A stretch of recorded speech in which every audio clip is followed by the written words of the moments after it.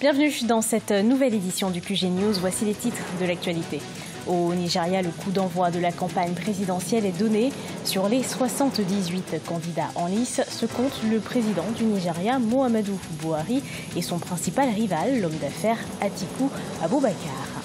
Au Bénin, plus de bloc républicain pour le Parti du Renouveau démocratique.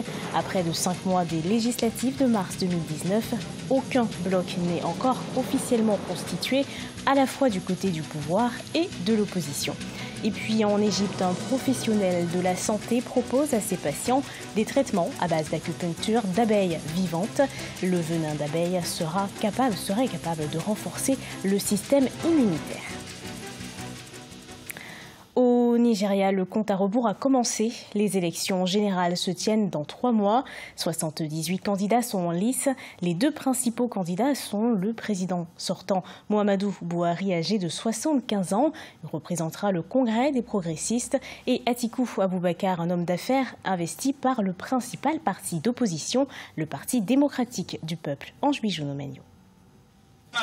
L'un a été vice-président du pays, l'autre est l'actuel chef de l'État qui a décidé de se représenter. En février 2019, le président Buhari, candidat à sa propre succession, fera face à Atiku Abubakar, ancien vice-président et candidat du Parti démocratique du peuple. Un scrutin qui s'annonce d'ores et déjà très tendu. C'est vrai que les élections prochaines au Nigeria sont très importantes pour toute la sous-région ouest africaine, étant donné le poids qu'ils représentent dans ces pays dans l'échiquier sous-régional, aussi bien au niveau politique qu'au niveau économique surtout. Et cette fois-ci, effectivement, on est en face d'une espèce d'équilibre des forces à peu près entre les 2 grands candidats. Les élections législatives se tiendront également à cette même période. La communauté internationale a annoncé qu'elle va surveiller de près le processus électoral pour s'assurer qu'il mènera à des élections libres, justes, transparentes et pacifiques.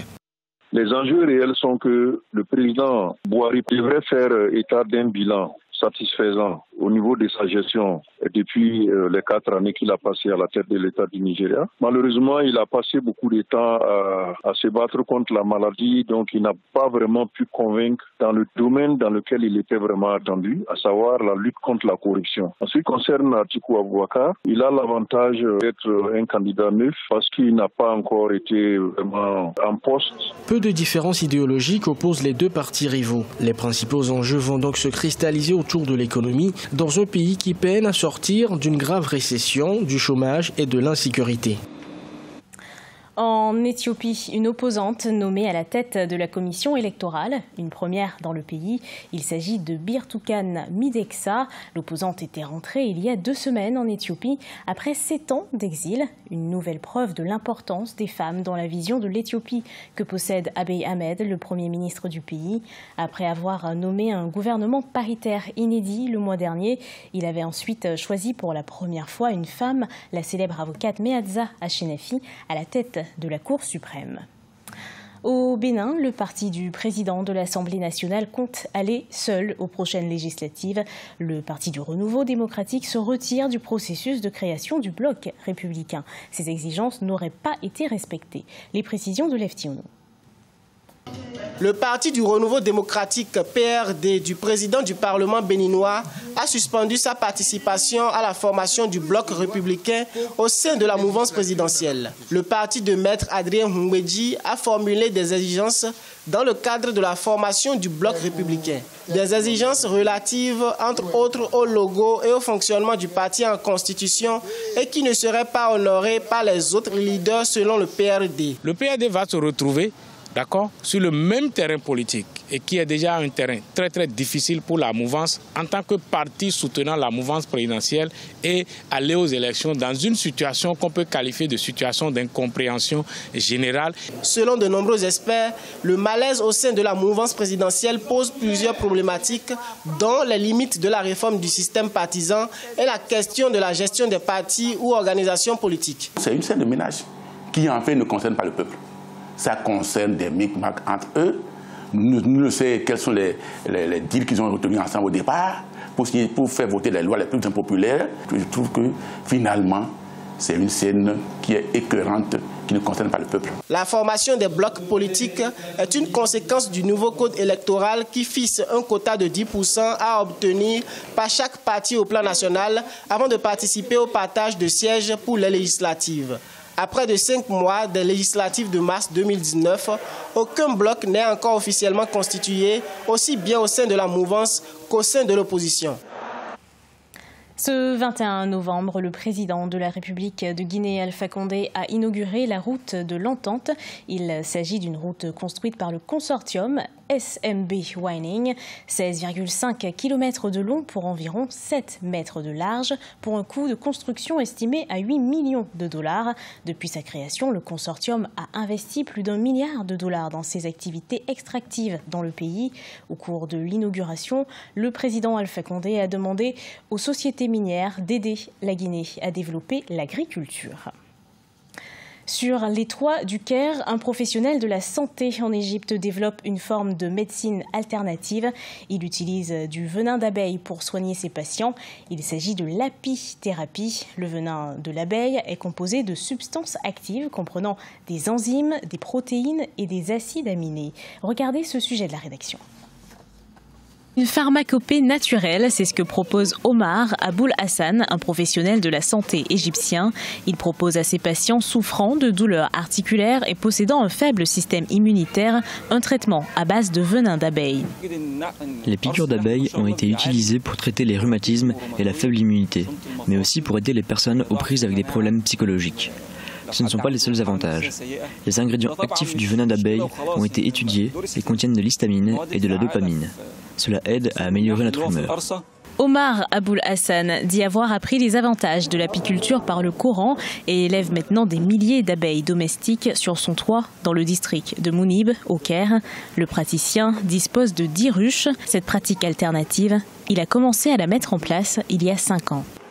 Techniquement, l'abeille qui pique meurt, mais cela affecte-t-il la population générale des abeilles? Non, ce n'est pas le cas, car une abeille ouvrière meurt au bout de 3 mois. Une reine pond entre 1500 et 2000 œufs par jour.